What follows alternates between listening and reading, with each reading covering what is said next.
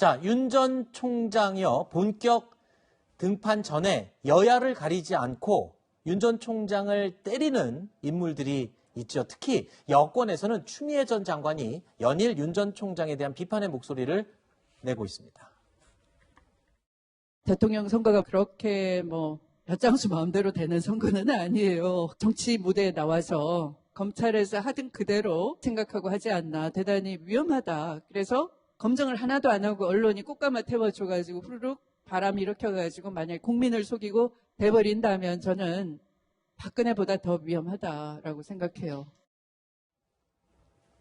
자, 윤 전 총장이 대통령에 당선이 된다면 박근혜 전 대통령보다도 더 위험한 인물이다라고 추미애 전 장관이 말을 했습니다. 자, 이 발언 어떻게 들으셨습니까? 다양한 의견이 있겠죠. 정치인들이라고 하면 다른 정치인들에게서 편안하게 평가하는 건 당연합니다. 네. 그런데 윤 총장에 대해서 이렇게 얘기하는 사람이 추 장관이라는 게 문제죠. 사실은 동네 야산에서 날아다니던 꿩을 대붕을 만든 사람이 누굽니까? 추미애 장관이 만들었지 않습니까? 그래서 결국은 하늘 높에 날개 만들었고 그런 상황에서 결과적으로 지금 와가지고는 그 대붕의 말을 잡고 말리러 가겠다는 뜻이에요. 그렇다고 하면은 국민들이 보기에 이게 설득력이 있겠습니까? 객관적으로 말할 수 있는 사람이 있고 그것이 개인적인 이해관계 때문에 말하는 사람이 있는데 후자의 전형적인 예라고 생각이 듭니다. 네. 자, 여당에 추미애 전 장관이 있다면 야당에는 또 홍준표 의원이 있습니다. 홍 의원은요, 이 복당 이후에 연일 윤 전 총장에 대해서 날을 세우고 있습니다. 신상품을 찾아가 배송이 되면 집에서 다 훑어보고 직접 보고 네.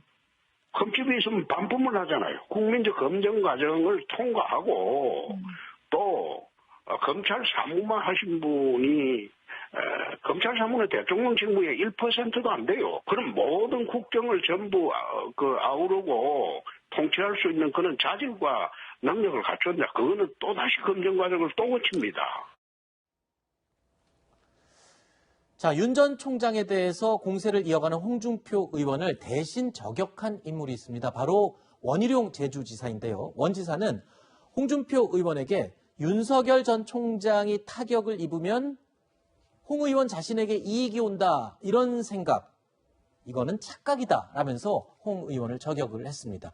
윤 전 총장 문제로 야권의 대선 주자들이 대신에 나를 세우고 있는 모양새가 됐다. 이렇게 말할 수 있겠군요. 네, 원희룡 지사는 아마 이런 부분이 걱정될 겁니다. 이제 경선 이후에 하나의 원팀으로 유기적으로 결합해서 대선을 치르고 정권 교체를 만들어내야 되는데 너무 내부에서 이 검증이나 내지는 어떤 비판의 목소리가 날카로우면 이게 나중에 화합이 제대로 되겠느냐 이 부분인데 저는 온당한 지적이라고 생각합니다. 다만 홍준표 의원으로서는 지금 이렇게 윤석열 전 총장을 비판하는 것이 본인에게 단순한 반사이익에 그치는 게 아니라 당연히 어떤 후발 주자로서 이런 전략적인 선택을 할 수밖에 없는 부분이 있는 것 같습니다.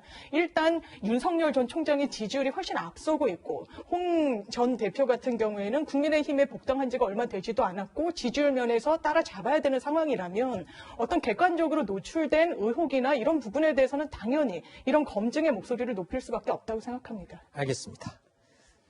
자, 저희가 준비한 다음 두 번째 Q&A로 계속 이어가겠습니다. 내용 확인해 보시죠.